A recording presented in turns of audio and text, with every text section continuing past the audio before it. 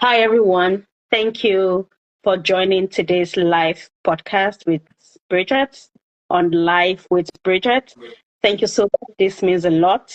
I do appreciate. And on today's topic, we're going to be discussing about building stronger communities through leadership and collaboration. And today we have an amazing guest. Somehow I think that I won a lottery. I just think that I won a lottery. It's amazing how we get guests that are available to support. It truly means a lot to me, and I want to believe that you all are excited. I'm sorry, excited to have him here as well. So permit me to introduce Mr. Nurudeen Elegbede. Did I say your last name properly? The very first person that can say that correctly. You see, I'm on that line of winning a lottery. Go get a ticket tomorrow and play, but I don't gamble. I'm sorry. Okay, so do not forget that we're here to learn, share experiences that we all can, tap into. If you have questions, feel free to reach out to myself. And if it's something that I'm unable to provide response to, I would gladly push it to the guests. We're looking forward to bringing lots of guests on board. If you feel or you have the need to learn one or two things from people in the community, please reach out and send us their details, and we will try our best to see how we can bring them to this space to have these conversations that are truly inspiring. Thank you so much. So do not forget that today's topic is on building stronger communities through leadership and collaboration. Before I begin, I would like to read a little bio about Mr. Nurudeen. He has a really large bio. I'm like, okay, how do I compress this thing? Sometimes in compressing, we lose the essence of what's important in that bio. So permit me to begin. Mr. Nurudeen Elegbede brings a unique combination of leadership skills and a deep commitment to community services and development. With a genuine passion for community growth and social change, Nurudeen channels his expertise towards making a positive impact on the community. He has he has brought in a unique combination of leadership skills and a deep commitment to community services and development. With a genuine passion for community growth and social change, he has channeled his expertise towards making a positive impact on the community he proudly now calls family. His leadership style is characterized by transparency, integrity, and a collaborative spirit that empowers others to actively contribute and want to contribute and make a difference. He holds a Remy he proudly calls his family. His leadership is characterized by transparency, like I mentioned earlier, and that collaborative spirit. He holds a remarkable academic background, earning multiple advanced degrees from prestigious institutes. He obtained an MSc in Applied Cybersecurity and Engineering in Technology Management and Entrepreneurship from the University of New Brunswick, Canada. Additionally, I would add that he earned an MSc in Computer Science from Texas Southern University in the US and a BSc in Computer Science from Olabisi Onabanjo University in Nigeria. It continues. He is an accomplished senior business analyst with a proven track record of driving strategic initiatives, delivering exceptional results, and leading teams to success. He has navigated various industries, resulting and leading teams to success. He has navigated various industries and leadership positions, including the government, telecommunications, insurance, education, and manufacturing. This is wow, this is me thinking that okay, you have a whole lot going on. Wow. Oh my God. His specialized skills encompasses a range of areas vital for effective leadership, including hands-on experience managing and configuring complex enterprises, and the ability to recognize business critical issues. He excels at designing and implementing professional strategies for prompt and visible solutions. A lot of us know him as the president of Nigerian Canadian Association of New Brunswick, that's the NCAP. So he exemplifies dedication, innovation, and a relentless drive to foster a thriving and inclusive community.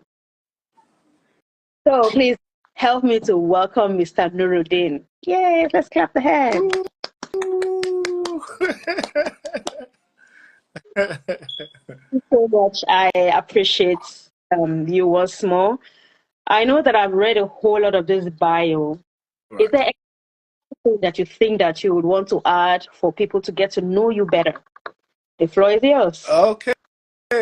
Thank you so much, Madam Bridget, for having me on your platform. I do not take this as a rare opportunity, you know. For me as a person, I'm not really a social media person. I kind of be on the background to just make my voice known and kind of implement my advocacy. But with the trend in the younger generation, I think more focus through the social media. So that's what brings us here today, to kind of get to educate ourselves and know more.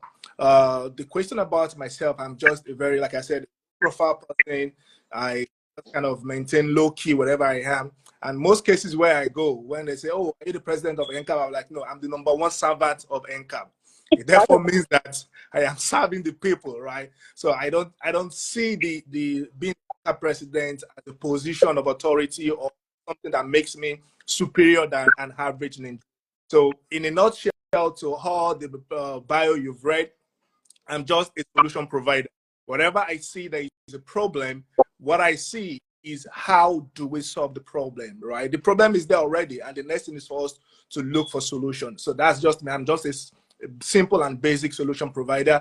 Depending on, unfortunately, I can't solve all problems, and I can't solve most of financial problems. Like we all have financial challenges in Canada, right? But in most cases, when we have those problems, the next thing is just for us to identify where do we start solving the problem. So in a nutshell and in one sentence, I would say Nurudeen Elegbede is a solution provider. You have heard that, solution provider. I think he's strategic with his words here, and I admire that a lot. Thank you. So let's dive into the questions at hand. I'm sure a lot of people are dying to hear what you have to say. Absolutely. So let's begin. Can you share a bit about your journey and what inspired your passion for community service and leadership? Okay, thank you for that.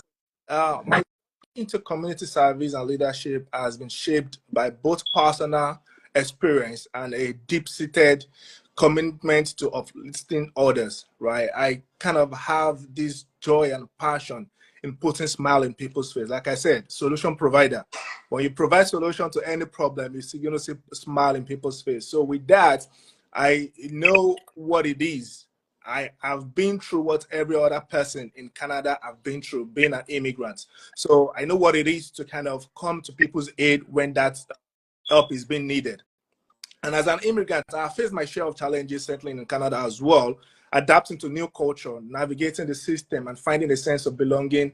And that realization of what I went through, you know, propelled me to kind of put myself forward for that role of leadership due to that passion of, you know what, it is challenging what I went through. I know how difficult and how unpleasant it is, but what can I do to alleviate those coming behind me of that same situation, right? And that is why I put myself forward, like, you know what, we can actually do better as a community when we help those that are coming behind us, right? Rather than we inventing the wheel.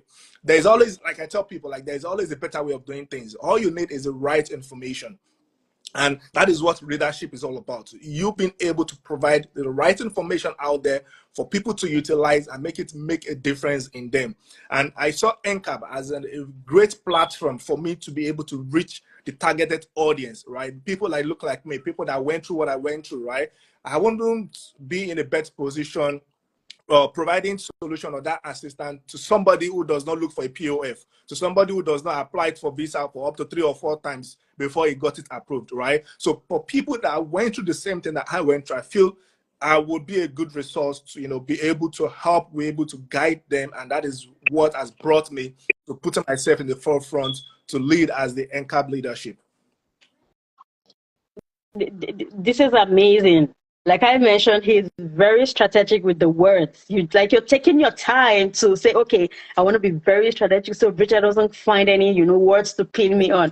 I'll try not to, but sorry, you're on the hot seat, so I'm going to try my best to push the questions to you so we have some of these responses that are going to be useful, especially to immigrants that are here and that are trying to change the narratives and providing support as well. Okay. As the president of NCANB, you did mention that it's not about you being the president, but the #1 servant for solution. I like that. What does leadership mean to you in the context of community building? Right. So when we look at leadership in the context of community building, it means service. It means inclusivity. It means empowerment. What does this mean? You are there to serve the people. Like from my word again, #1 servant. I'm there to serve the community I belong to, right? To what limit does this service entail? There is no limit, right? I kind of, with my position, I'm privy to a whole lot of personal information that I feel, wow, so people are going through this. And I must tell you, it is challenging for people to navigate to a new location to call it home. It starts from the cultural shift, from how we have the 100% authority from parents to children relationship. Back home, we have that, no, this sit down there, and you expect your kid to sit down in Nigeria. In Canada, the child will ask you, daddy, why? Right? So that's cultural shift from people coming from a totally dominant society to a society where everybody have a voice. Right? So with that, people have the challenge as well. I will feel everybody is a leader in various capacity. As a man, a leader in your family. As a mother, you are a leader. So every one of us display that trait of leadership. But how we display it matters a long way. It goes a long way, right? So, and it goes down to how we are building a community. When you build when you have a very happy home, right? The community starts from the subset of having a good home. When you have a good home, you're going to have good people in the community. So if all of us can have this right mindset of that, as a leader, you are serving people, you're serving your children. When the of us, why did you come to Canada? We'll say, I'm comfortable in Nigeria. I'm just doing it for the sake of my children. Right. It means we are serving the purpose. We are serving the purpose of our children. So that is what leadership is all about. It's all about you putting your own interest at the back end and putting other people's interest in the forefront of you and saying, no, I want to make this good decision, not because I stand to benefit, but because generations coming behind me will be benefiting from it. And again, it's all about empowerment. When we take our children away from the Nigerian system to Canadian system, we've taken them back away from 8 months of ASU strike.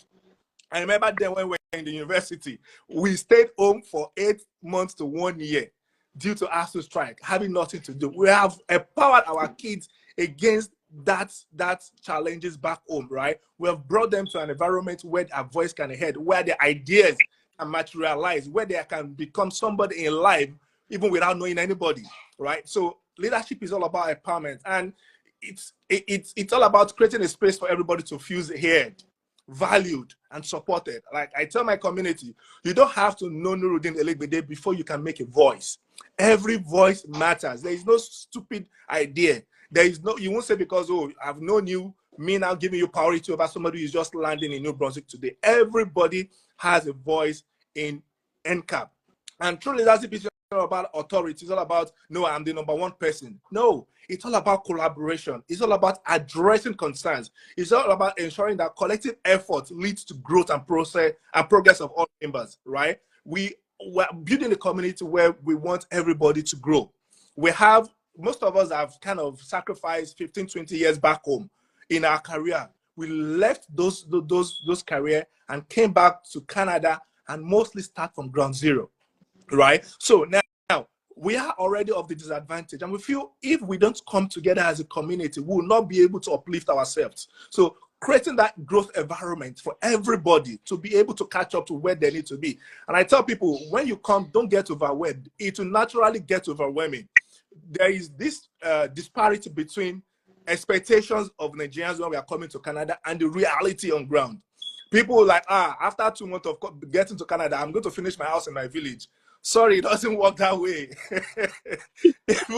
I totally understand. At that point, you have not even gotten your bearing yet, right? So we kind of give people that moral support and kind of let them know that you just keep pushing. You will get to that point where you need to be. It's a matter of time, right? Just follow the process. Just pay the dues. And at the end of the day, it's all going to make sense. So that is what leadership was all about. It's all about, creating that atmosphere for people to grow. Already the growth in an average Nigeria has a growth potential, but they only need the right information. Like I said, information goes a very long way. They need the right information on getting to where they need to get on time. So I think that answered the questions. Yes, thank you so much. As an immigrant myself, and like this totally resonates with me. I was at a Prod event today, and we had great speakers, panelists, and they said so many things.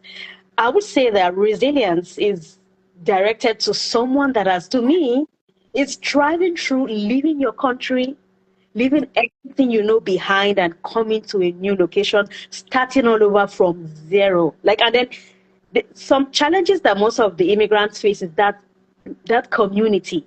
And it is great that NCANB is providing, some of the solutions that is needed in that direction. Now, my next question is going to focus on strengthening the Nigerian community in New Brunswick. Before I go ahead, I just want to acknowledge those that showed up today to support Life with Bridget podcast. Thank you so much.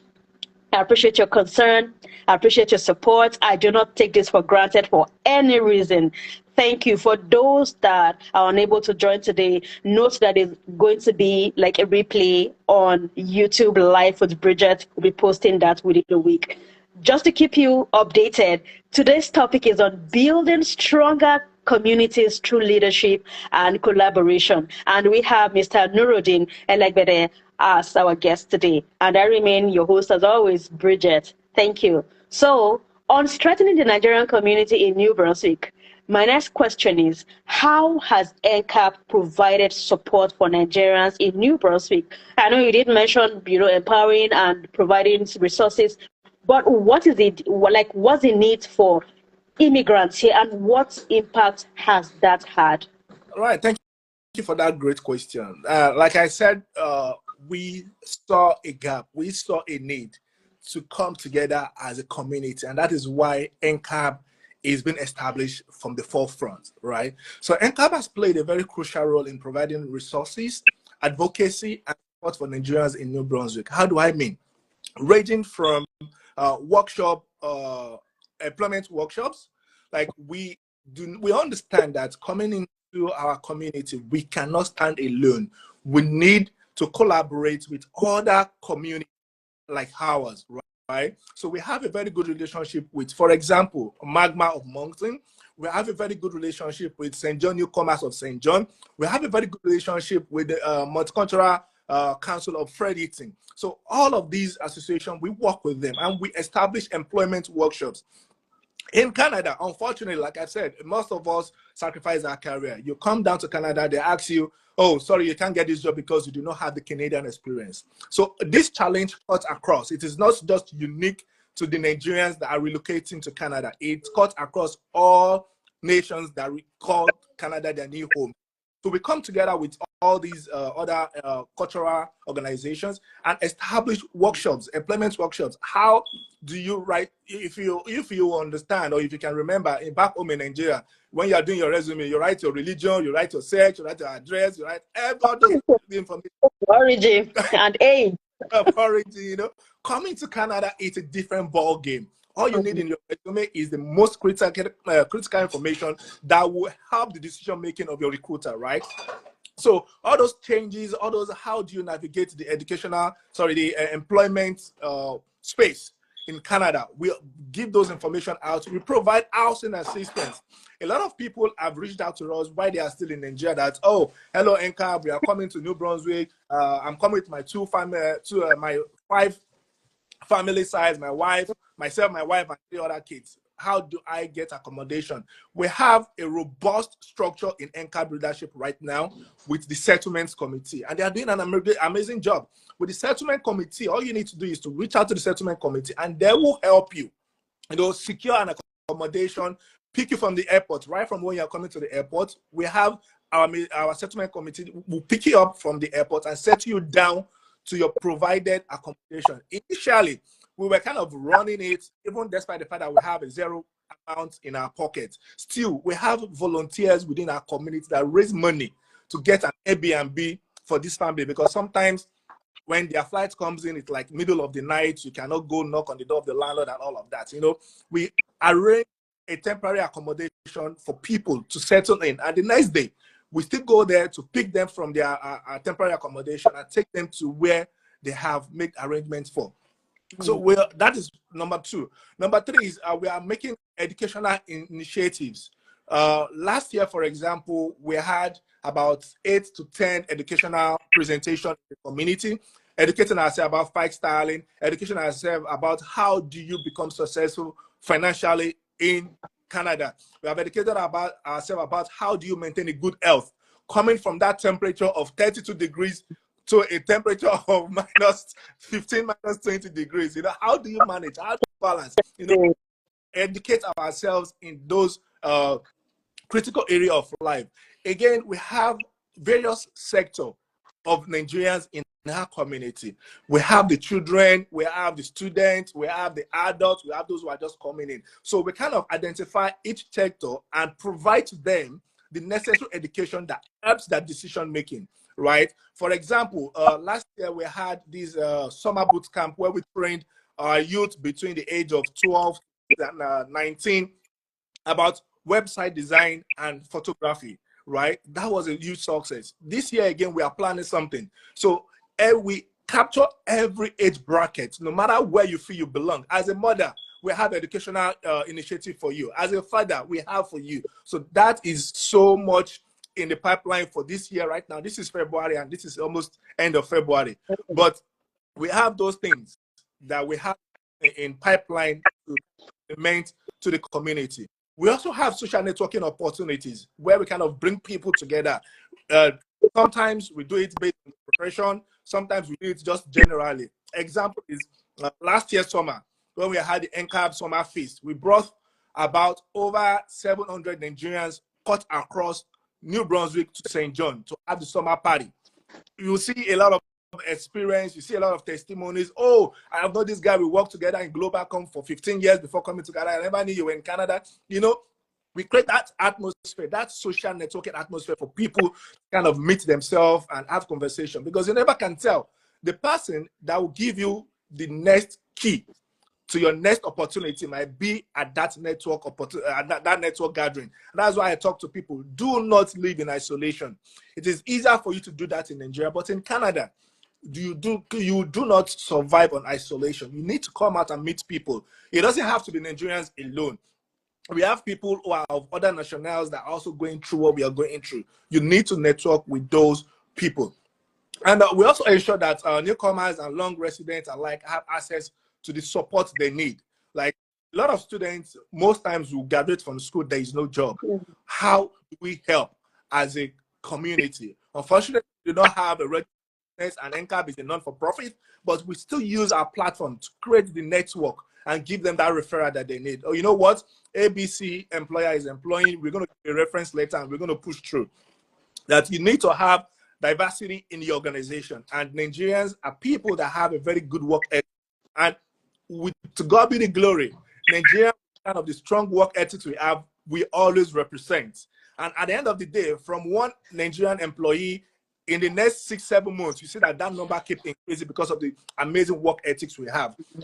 So those are part of the things that we are doing. And the impact is kind of evident in our society because we are coming out stronger and we are building a very connected community. And that is what we are proud of. Professionally, Nigerians are doing amazingly well. And academically, go to any university, go to MBCC, UMB, the best students, if not the best student, part of the best students are going to be Nigerians.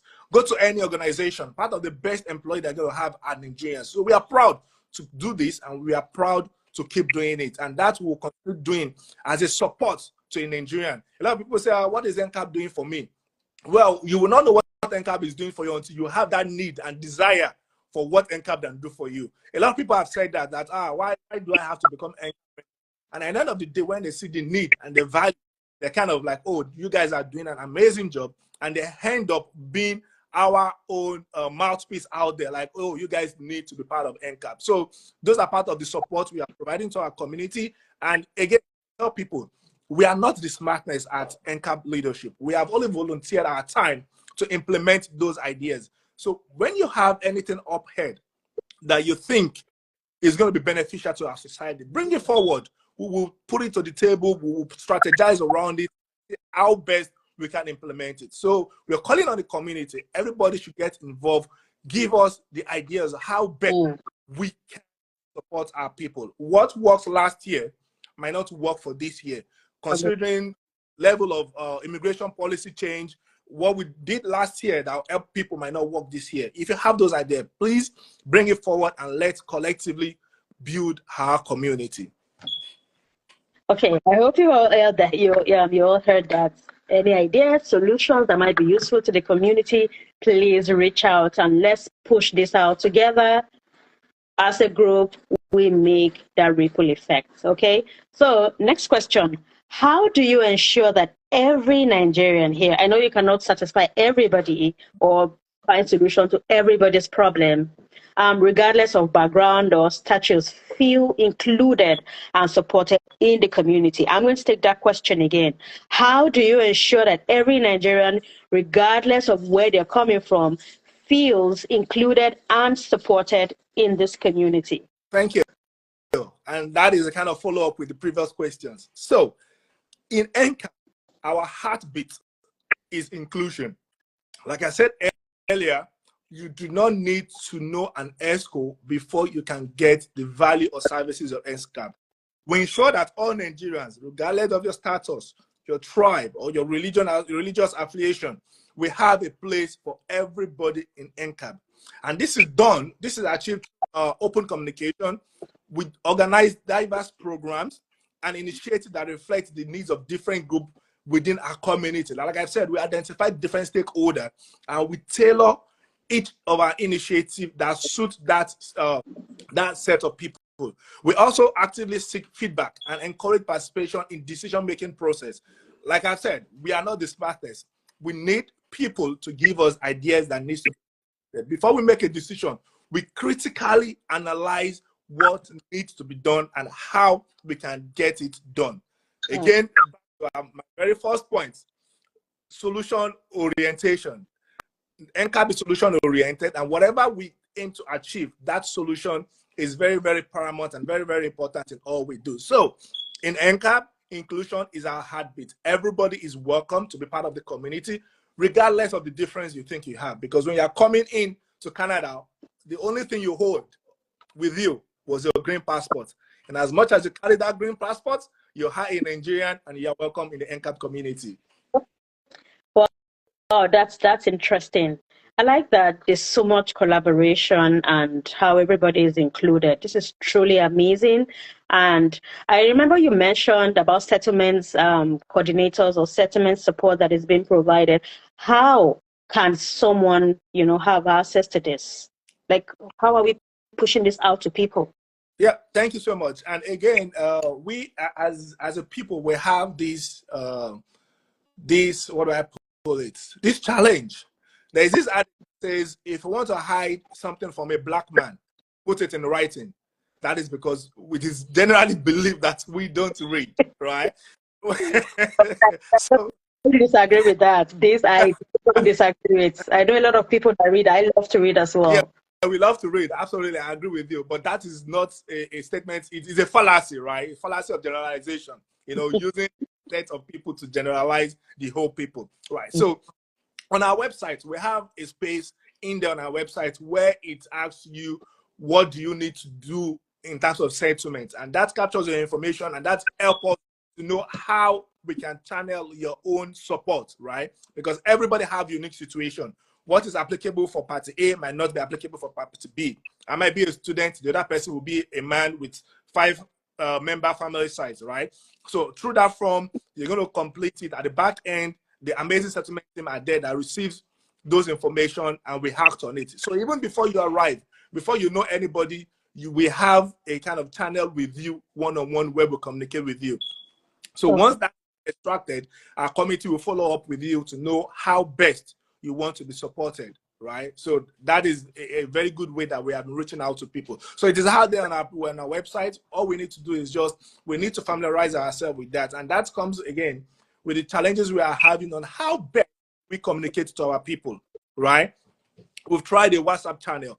Unfortunately, the WhatsApp has a limitation to how many people can be in the community, right? And recently, last year, towards the middle of last year, we had a situation where we need to purge out non-Canadian numbers from the community. And that is because we're being exposed to fraud, right? We feel we are exposing our people to fraud. I've seen instances where people were being defrauded for $20,000, $4,000. These are crazy amounts. And we feel there cannot be a 100% secure community. What do we do just to mitigate the damage? And that was why we decided to take out all those non-Nigerian number out of our platform, which makes it kind of challenging for people that are not in New Brunswick already to communicate with us. That is why we have other channels, like using our website, and wherever you are in the world, you can access the website, and there are numbers that you can contact on our website that will be there to provide that support. So we'll say our website is our number first go-to point. Then when you land in Canada, WhatsApp platform, Facebook platform, all other social media platforms you are active in there, you can always reach out to us. All right. Thanks everyone for joining once more. I do appreciate. So there's a question in the chat, and it goes this way: do you have newsletters to communicate the achievements and ongoing initiatives? If yes, please share on how to assess this. Is there any way, like apart from just the website going there, or maybe is there like a mailing list where progress can be sent, how people can reach out? Yeah, absolutely. So we have our database being updated from time to time, but again, with people migration, people comes in and leaves, right? A lot of people come in as a student. After school, they could not get a job here. We are not going to hold them down. That is the problem at the provincial level. How do we retain people in New Brunswick? That goes beyond us, right? So we have these flexibility of database. People comes in and out, right? So we try to kind of focus our energy on capturing or updating our database, mostly in September. That we have a spike, because that is when a lot of students comes in, and in January as well, right? So right now, we want to automate that process. We are working with people within our community who have volunteered to kind of help us automate this. That project is in the pipeline at the moment. We are working on it, on how we would automate this process, that as soon as you come in, you have access to all these resources you need. We know where you live, we know what you need, and we know how to reach out to you. Like I said, you never would know the importance of NCANB until there is a need for you contact us. So we don't want to wait until that time before we have those information about it, because unfortunately, at some instances, we would not have access to those information at those critical points. We have instances where we have Nigerians that died in their apartments, right? It's an unfortunate incident, but at that point, how do we extract those information out from somebody who is late? We cannot. So we kind of acting proactively to get those information. And we usually, before now, send out mails. We use mail to send out information to people on what we are doing. Again, that comes with a limitation of Outlook having 250 capacity for how to push email at a particular instance. So it means that you have to stay like 3 hours or 4 hours behind your system to get that pushed out. Again, don't forget, most of NCANB ESCOs are doing based on volunteering base, right? We don't get paid. We are doing this because of the passion we have on our dedication to our community. So it becomes challenging. However, that's why we said we need people to come on board. Technology keeps evolving. AI keeps evolving. How do we harness all these technology advancements in building our community, in helping our community? So we are open to that. And in terms of our achievements, it's like this adage will say, you cannot improve on what you cannot measure. We have database for everything we have done, and we would keep pushing out that. Somebody have reached out to me that you guys are not doing enough media work on telling the community what we have done. I was like, well, we are not to brag about what we have done. We just want to make impact in every Nigerian that lives in New Brunswick, right? But again, people need to know what is NCANB doing as a community. The NCANB leadership, are we just sleeping, or we have things that we are getting done? I tell you, we don't sleep. I receive call as late as 1 a.m., 2 a.m. from the community member. I'm happy doing it. That is what I knew I was getting into, and I put myself for that. I want to serve my community. So my number is always there available. You do not need to know me before you reach out to me, right? And again, there are conditions that I am doing this based on volunteering base. I'm employed. I work with Service News Brunswick. Sometimes I'm a business analyst, right? Well, my job entails meetings with stakeholders majorly at my job. When you call me and I'm not reachable, we have other 5 or 6 other experts that you can reach out to. And I have the culture that for every call I see on my phone, I would definitely reach back to know what the situation is. So I think that answered the question of that person, and we're open to more questions. Right. So what role does culture play in building a strong Nigerian community abroad? And how does NCANB preserve and promote the Nigerian heritage? Yeah, so everything we do as a Nigerian, as an African, is circled around culture. Our culture is very, very, very important. And we want to make this generational, right? We have brought our kids to Canada. What is the fate and the hope of the 5th, 6th, 7th generation of Nigerians that we have brought in here? Does that mean they are going to forget our culture? In attempt to protect this, we organize events that help us keep that culture in shape. For example, last year, June 12 was proclaimed as the St. John Council as Democracy Day. That is part of the culture we are protecting. People will be eager to learn. What is June 12 to Nigeria? They want to read. They want to go, make researches about all this. We have events that brings about the old Nigerians. Just last week or 2 weeks ago, there is this fake marriage event that happened in St. Thomas University in Fredericton, where people kind of dress up as if they are going to a Nigerian wedding. It is not a wedding per se. For people to have that cultural understanding. People that doesn't even come to Nigeria are asking a whole lot of questions. Wow, so this is the way wedding take place in Nigeria. It's so beautiful. It's so cultural. So those things are the things we are pushing forward. We also have independence celebration in New Brunswick, where we celebrate our independence. There are a whole lot of events that happens. The last year, summer, our brothers from the eastern part of Nigeria celebrated the New Yam Festival, right? All these are the cultural events that we hold to keep the cultural act. Without culture, if you do not understand where you're coming from, then you probably not understand where you're going to. So we want to continue building that understanding to our kids so they will know they are Nigerians. Somebody will say, Nurudeen, you spent so much in Canada. Why do you have this thick Nigerian accent? I'll say, well, I might change my nationality from coming from Nigeria to Canada, but I will never change my accent. That's Eba that goes into my tongue that makes my accent right? So that is part of our identity. And again, our kids understand that. My kids, for example, when they're talking to me and they start using their Canadian accent, I will like, can you please tell me what I understand? And they switch. to the Nigerian system of English and use it, pronounce every letter, you know, in the word, right? And when they see their friend, they switch over again. That is, we are creating a cultural understanding, right? They know that, oh, this is Nigerian English, this is Canadian English. Probably when they grow up as well, their kids will also, you know, emulate that. And we tell parents that it is very, very good for your kids to speak Canadian accent, right? But what are you doing as a parent to teach your child your local language? Most times, me as a person, I speak Yoruba. I'm from the western part of Nigeria. I speak Yoruba to my kids. It's not as if I don't want to speak that English, but what do I do to preserve my language, right? As a parent, what is every one of us doing to preserve that language and culture?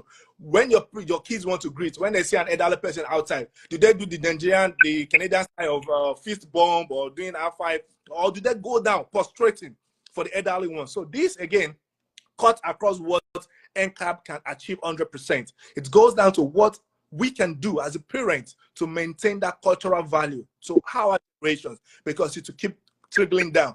And either we want it or not, it's going to start disintegrating. But for how long are we going to keep it? That lies between you and I. Thank you. Okay, so there's a question on the chat. It says, does NCANB have plans for the Black History Month? Absolutely. So we had an event on January 1st in Fredericton where we did the flag raising, right, in Fredericton.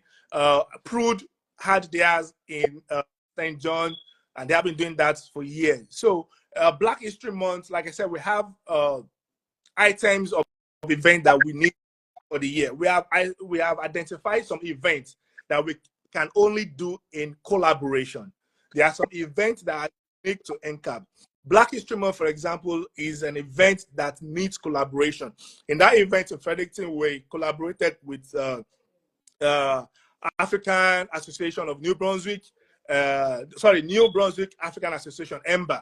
We collaborated with New Brunswick Multicultural Council as well. So to hold that event. There is another event that is coming up either this week by I can't remember what the organization is. They're kind of coordinating it, St. Thomas University, right? So there are various events. What we try to focus on particularly are those that are NCANB unique events, right? And that is what makes impact. Again, it can be discouraging with our people. Nigerians, we do not come out for events. And I made mention of that we need to come out and network, right? And the only cases, or in most cases, it is you attending this event that you're going to meet people. You cannot succeed in isolation in Canada, unfortunately. And that is not a cause. It's just the reality, right? You need to come out and meet people.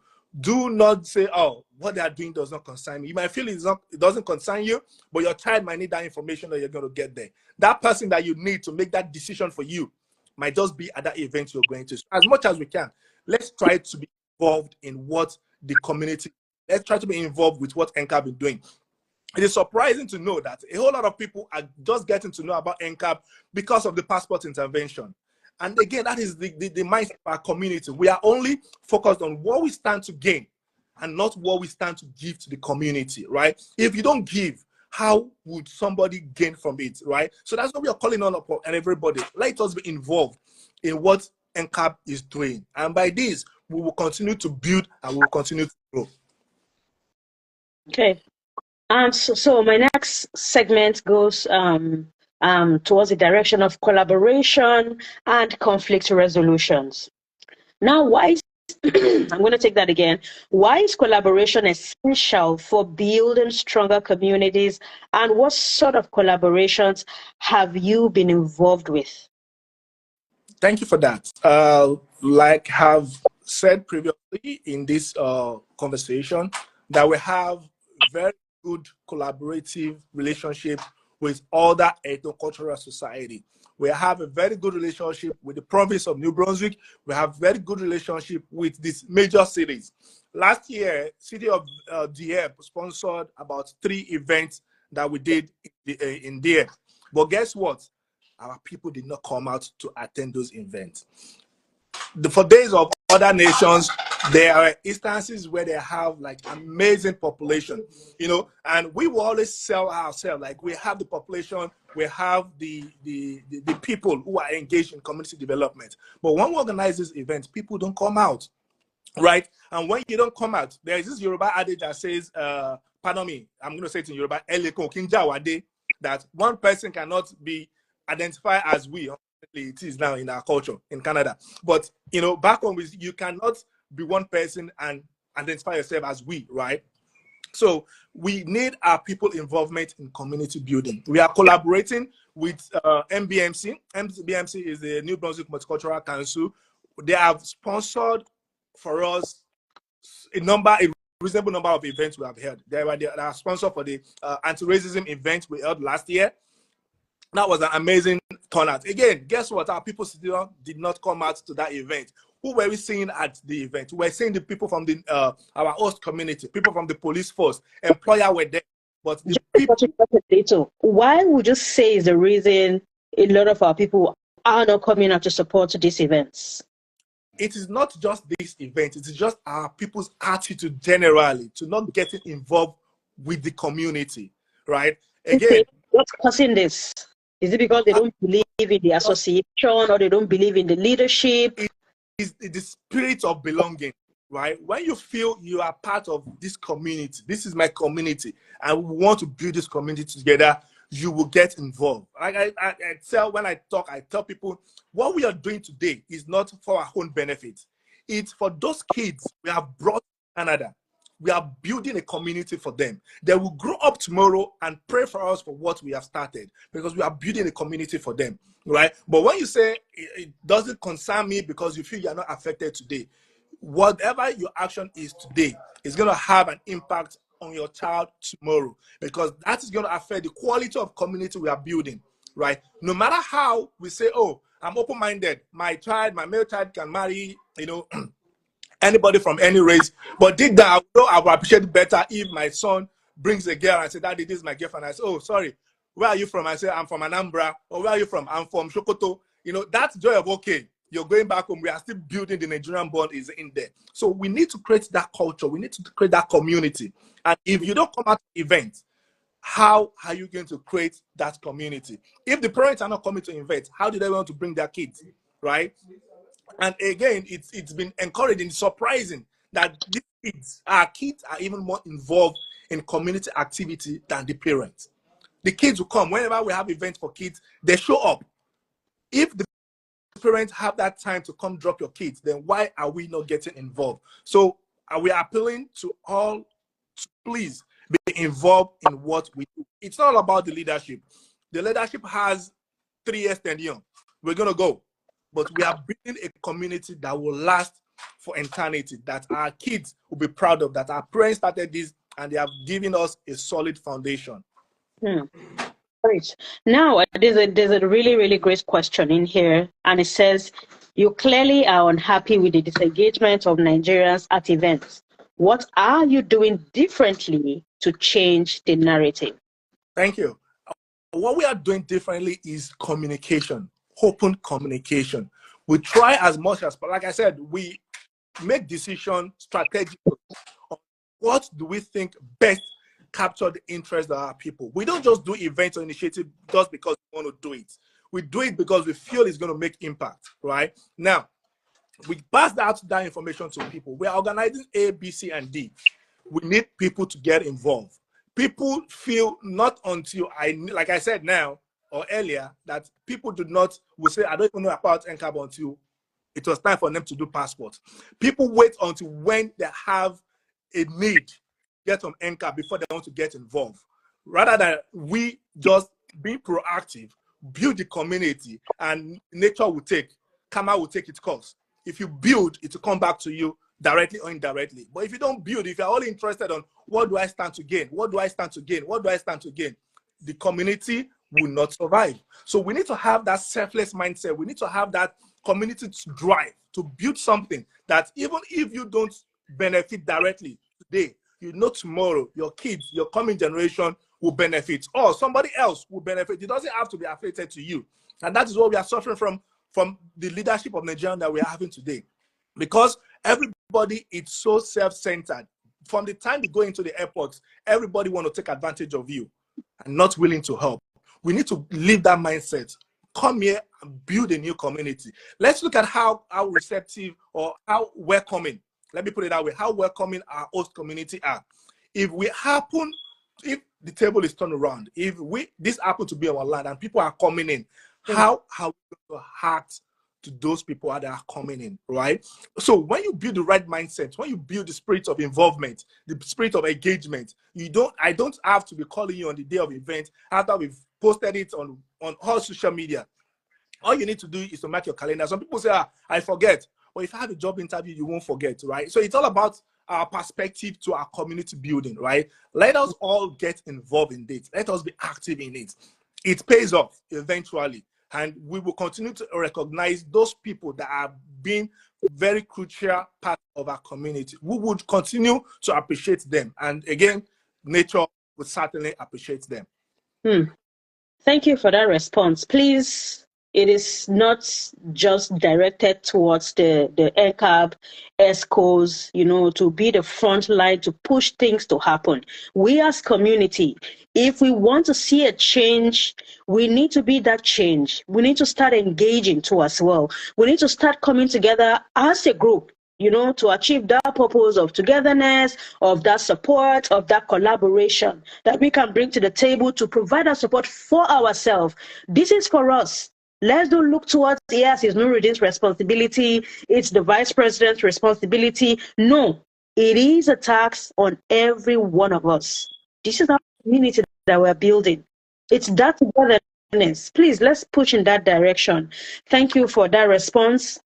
This takes me to my next questions.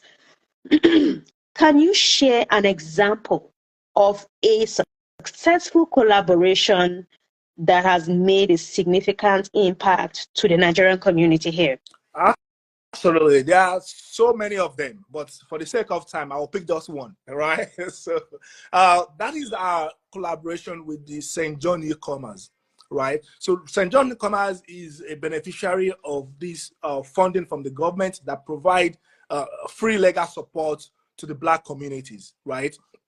Because of their nature of St. John Newcomers, they're best fit into being the beneficiary of that funding. So they have it. But as a community, we have a very good relationship with them. There have been cases that I can think of my head, 3 to 4 cases that the Nigerian family have gotten their order of removal. It means immigration, IRCC, and the CBS has offered them an order to leave Canada, right? Due to one problem or the other. We have approached St. John Newcomers. They have a dedicated team that works with us on this. We approach them. They are going to invite the people that are involved, listen to their side of the story, and get them a lawyer. Maybe some of the beneficiaries will be on the platform listening now, and they can testify to that. We've had success story so far. The 3 cases that we've handled has been successful, and today they are remained in Canada with their status reinstated. Those are part of the collaboration we are building. It is expensive. If you want to engage a lawyer, an immigration lawyer individually, you know how expensive it is. 1. 2 is, do you even know the integrity of the person or the capacity of the person you are engaging? No. But with this collaboration, we are working with the best approved federal government lawyers that are experts in these cases. And so far, they have been able to give us a very good success stories so far. That is just one to mention, one out of many. So again, that's a very critical area. This family ran distress, depression when they were facing this challenge. You can imagine if, as a wife, my husband is here supporting me, and my husband has order of removal later. Definitely, the whole family is going to be in distress. It's going to affect me. It's going to affect my kids. It means I have to be doing extra job to keep the family going, right? So that has been a very progressive situation. And again, I want our people to understand that ECAB cannot solve every problem. And that is why we are building this collaboration. When we build this collaboration, we see the situation of things. We refer you to the appropriate quarters. What and how they operate there we cannot influence it. We have to follow principles.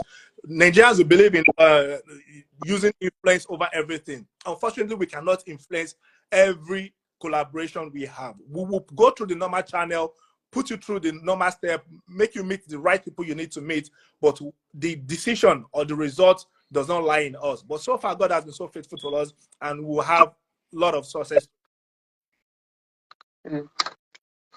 Thank you. Now to my next questions.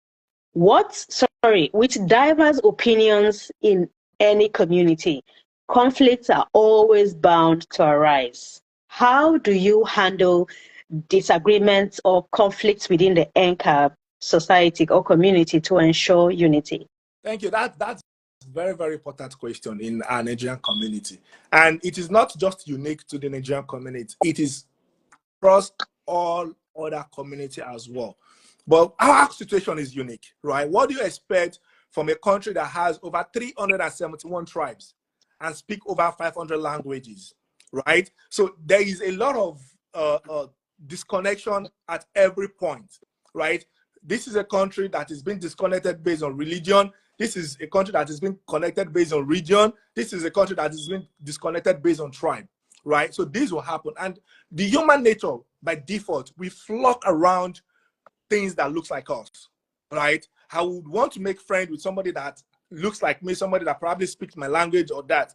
When situations happen, the human nature, I will most likely be biased to be in favor of somebody that looks more like me than somebody that does not. All of these come into play and comes to give us the situation we have today. But guess what?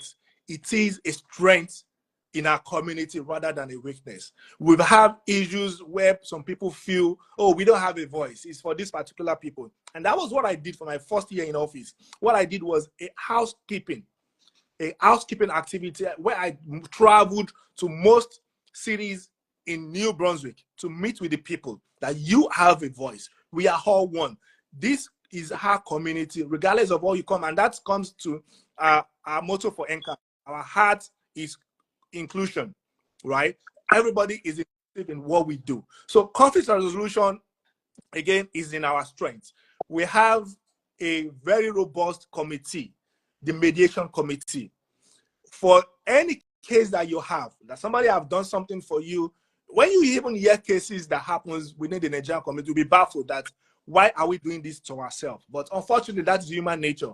Human are naturally greedy by default. You know, we tend to display that greed in us, but there is a structure to put everybody in order.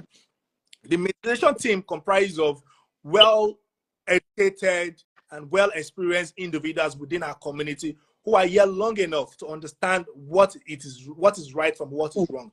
When you have an issue, all you need to do is to contact the mediation committee. They will invite you, listen to your own side of the story. Like we all know, there's always three sides to a story. There is side A, side B, and there is the truth. The truth in the sense, side A will say, no, I'm the one that is right. This is the truth. Side B will say, yes, this is what is right. I'm saying the truth. But there is the real truth itself that comes in between both parties, right? So these people will invite all that is involved, listen to them, and mediate.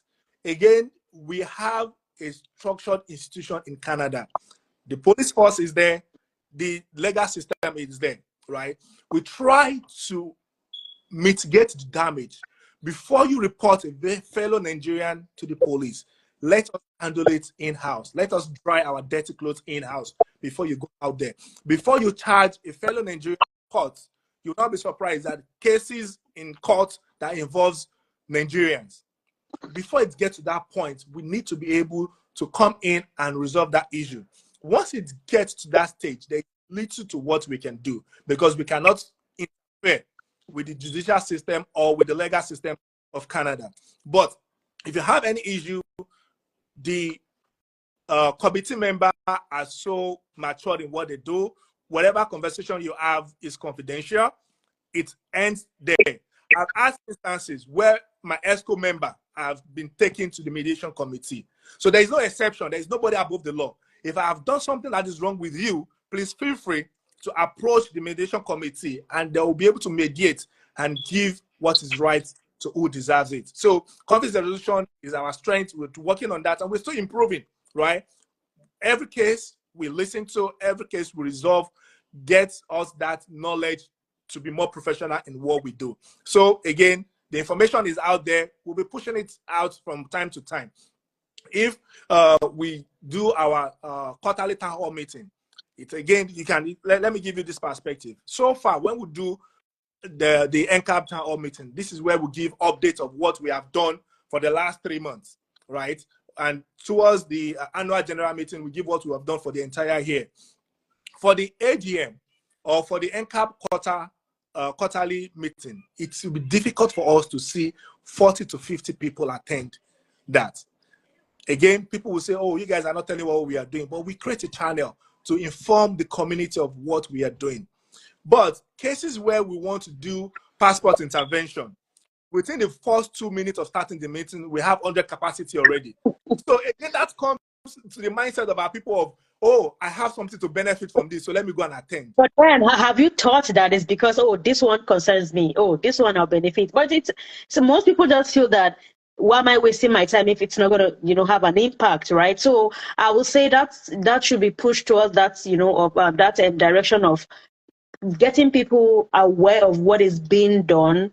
It's like sending communications out. You know, I know there's a WhatsApp group, but is it just on posting like on WhatsApp, like community sellers and things like that? Are there like inspiring things to post about? Say, oh, this is what we have been able to do. Okay, like this today should be, for example, an avenue where what do people want us to do next? Like more like getting people involved in the NCAP.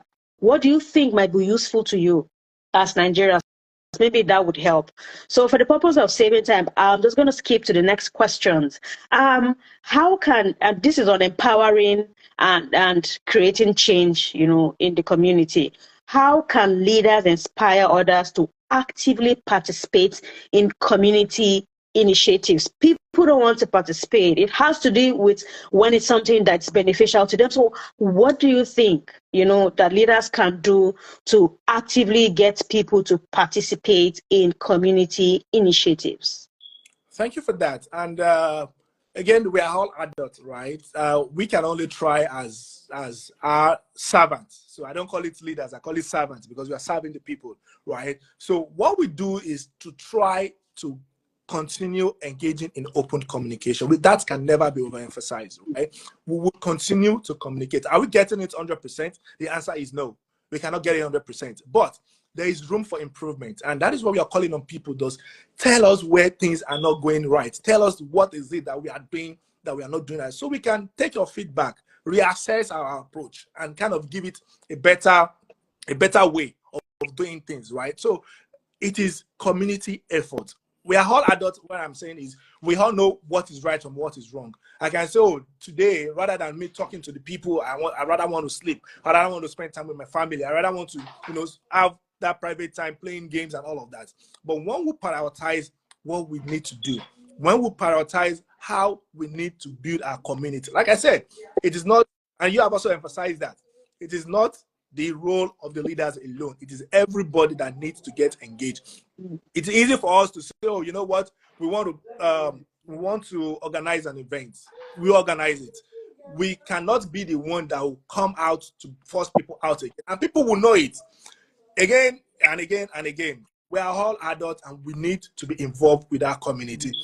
We need to be engaged in what we do. We'll try to put out that information. Maybe there is something we are not getting 100%, which I know, because I know it's always been challenging passing information to people. Like I told you, that we don't read. Even the passport intervention that we are doing, we will give a simple instruction, and people will still come back and ask you again what you have already mailed to them, that do A, B, C, D. You know, it's just surprising. So we need to just get involved. I know it can really get crowded sometimes, that everybody's busy at work. By the time you're done from work, there must have been, you know, events that have override the post that we did. And that is why we have the announcements. And that is part of the reason why we created the NCAP community. That did not happen before, but we created that because we want to filter out the most important information. And no matter what, that community announcement is very, very few information. We can go in there, read those information, and mark our calendars to how do we get involved? Let's rewire our mindset to how do I contribute to NCANB rather than what do I stand to benefit from NCANB.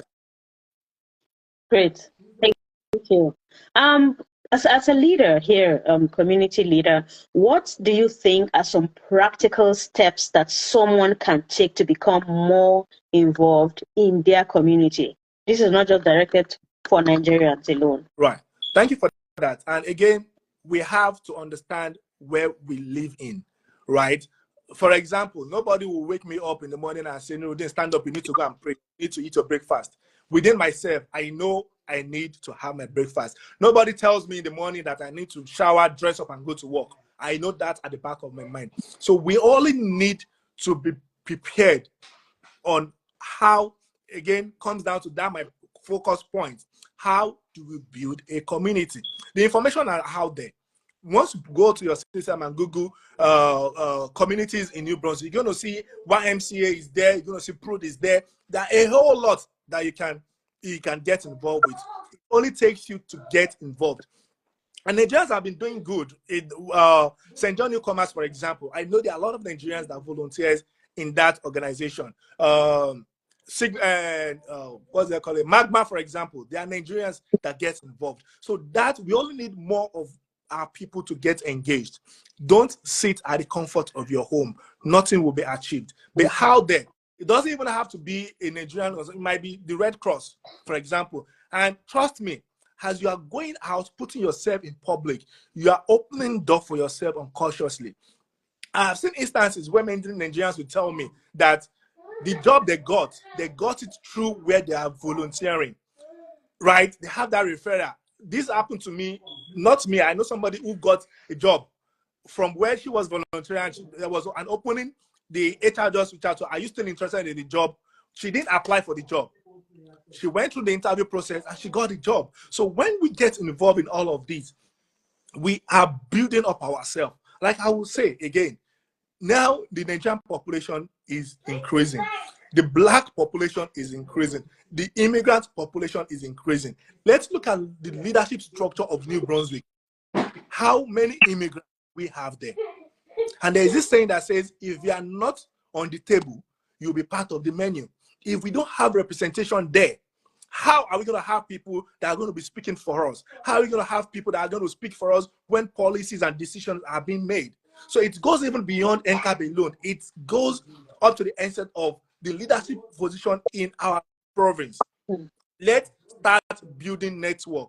When it's time for us to upgrade to that stage, it is not Nigerians that will vote for you alone. You need your community, your neighbors. How many people knows you in your neighbors?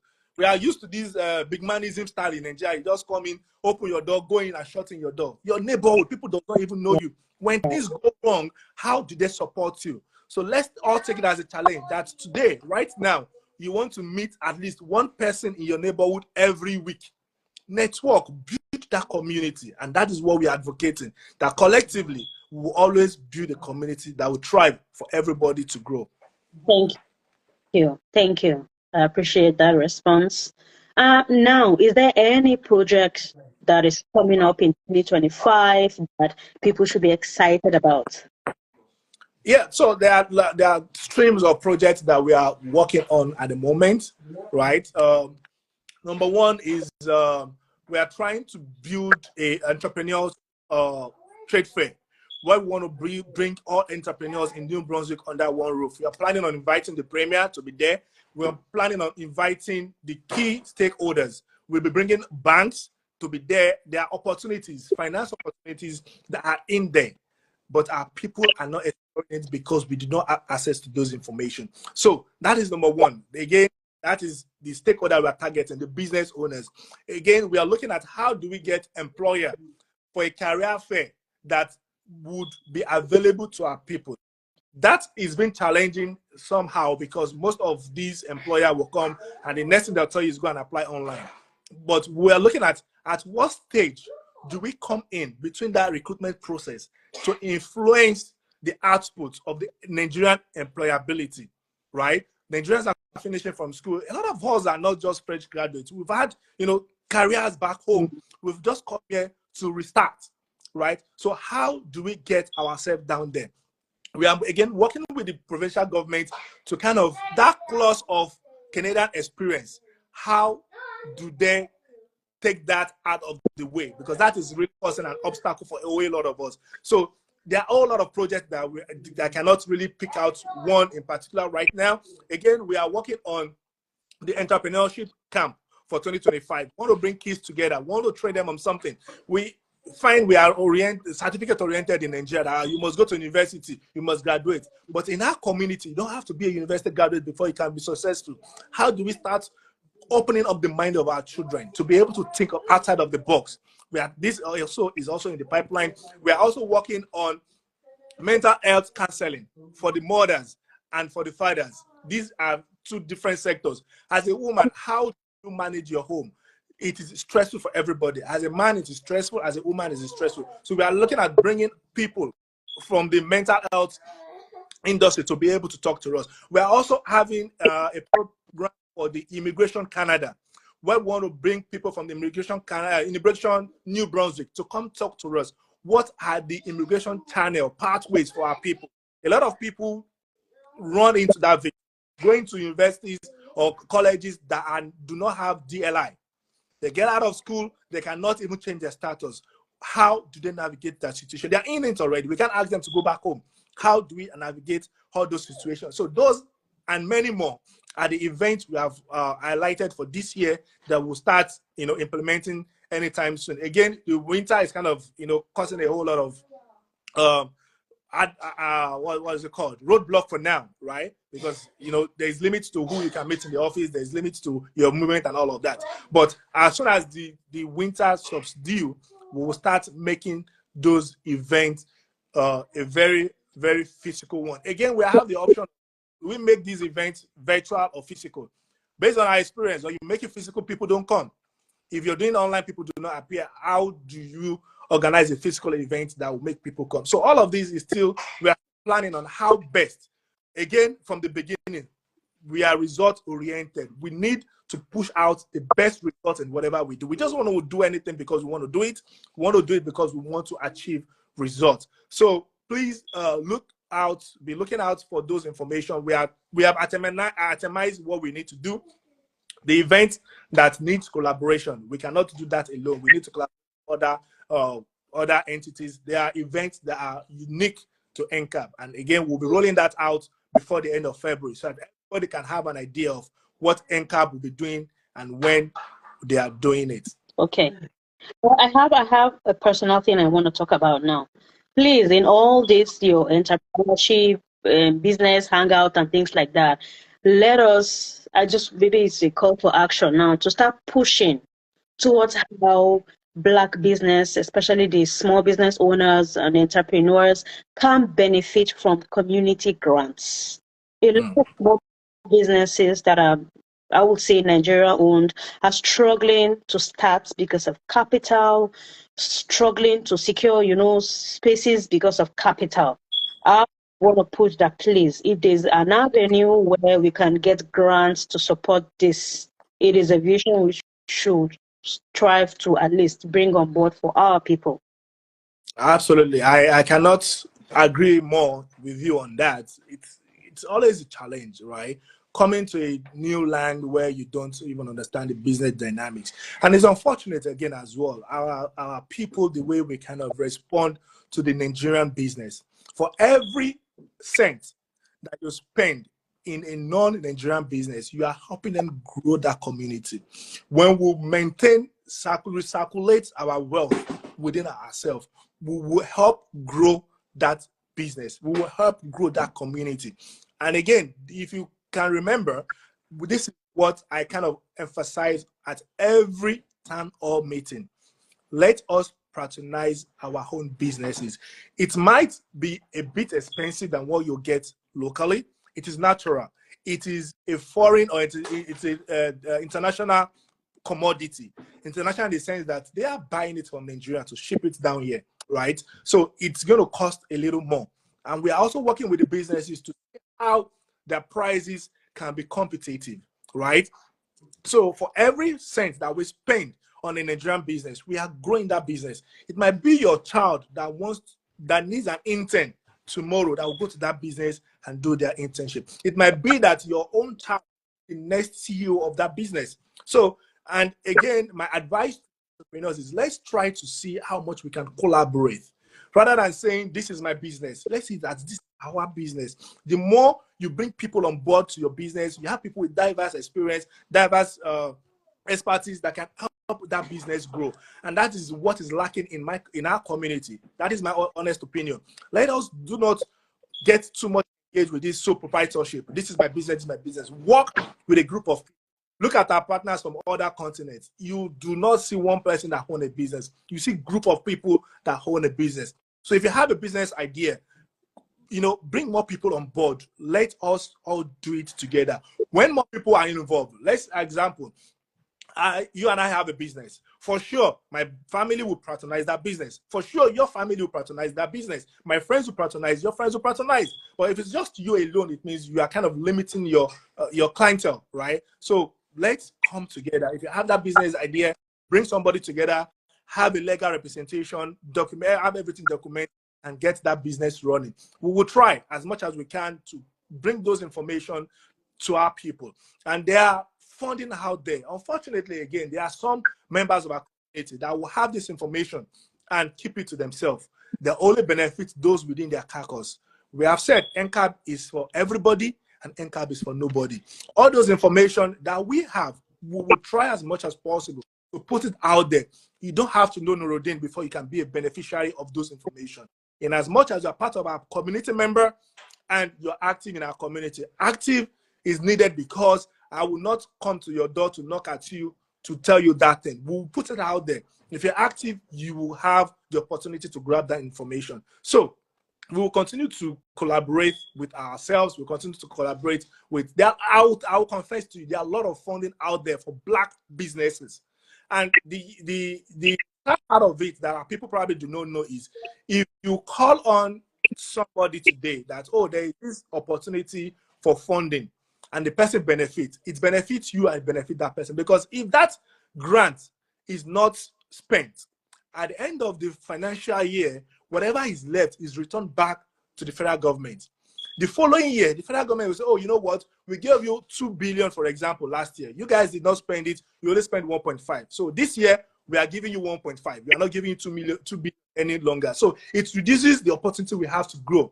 If you have that information, do not hoard it. Share that information. Sky is big enough for all birds to flock.